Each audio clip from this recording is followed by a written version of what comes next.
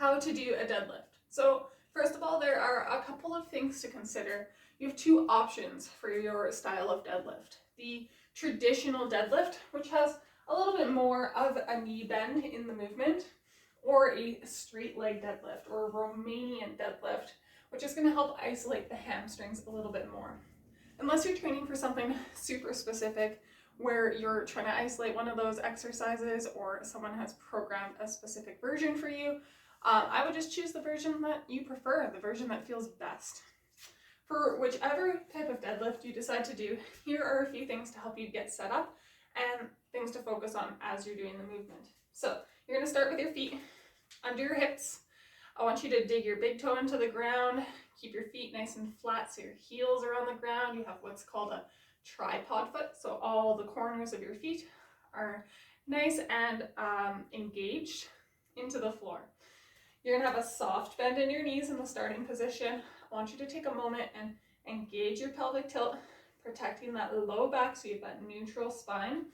I'm going to have you make your chest tall, engaging those shoulders back and down so you're nice and stabilized through your torso, stabilized through your lower body by driving those feet into the floor. So from here, I've just got a couple of dumbbells in my hands. You can do this with a barbell. You can do this without any weights at all.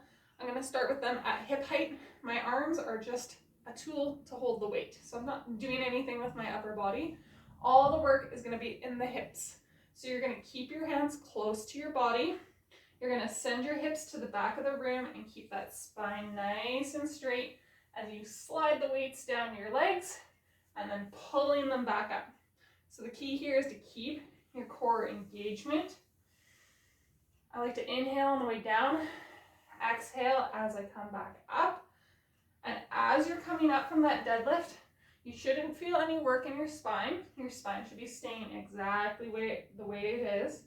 And you're pulling yourself tall with your glutes and your hamstrings. So in this bottom position, you don't have to go as low as you can go. Find that position that's comfortable for you. Maybe you feel a little bit of tension in the back of your leg. Pause there, keep that core tight, and then squeeze the backs of your legs and your bum to come up tall.